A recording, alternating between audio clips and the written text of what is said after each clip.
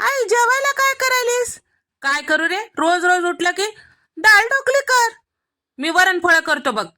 नाही, डाळ ढोकलीच कर. बरं, तुझ्या म्हणण्याप्रमाणे डाळ ढोकली कर. डाळ ढोकली कर म्हणलंय बघा. डाळ ढोकली म्हणजे काय आहे? वरणफळाचाच मावस भाऊ, चुलत भाऊ. मग मी काय केले, कभर इतकं तुरीची डाळ स्वच्छ 2-3 पाण्याने धुवून घेतली बघा. हळद, मीठ, थोडं तेल, शेंगदाणे टाकून झाकण लावून 3 शिट्टे काढून घ्यायचं बघा.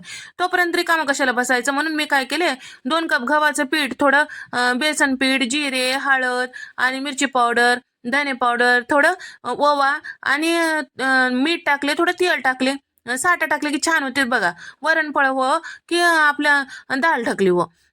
आहे डाळ ढोकली म्हणते ते, डाळ ढाकला नाही. बरं, काय तर असो. मग कढईमध्ये तेल टाकून घेतले, जिरे, मोहरे आणि त्याचबरोबर हे तेजपत्ता, दालचिनीचा तुकडा, लसूण कुटून घेतलेलं होतं ते टाकले बघा.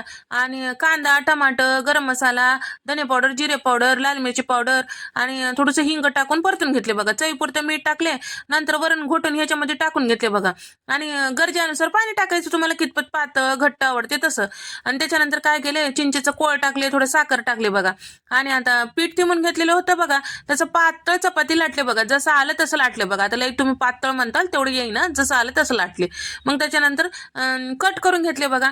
आता कट केल्यानंतर असं कट केल्यानंतर थोडं थोडं उकळे आले की याच्यामध्ये सगळं टाकायचं आणि शिजून घ्यायचं. आणि शिजून घेतलं की याच्यावर तडका द्यायचा, तुपाचा, तेलाचा, तुम्हाला जसं द्यायचं तसं तडका द्यायचं बघा. लसणाचा तडका दिला की भारी लागते.